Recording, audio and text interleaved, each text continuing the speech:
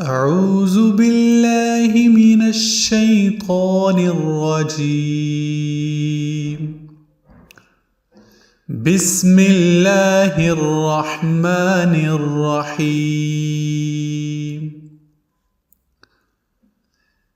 تبت يدا أبي لهب وتب ما أغنى عنه ماله وما كسب سيصلى نارا ذات لهب وامرأته حمالة الحطب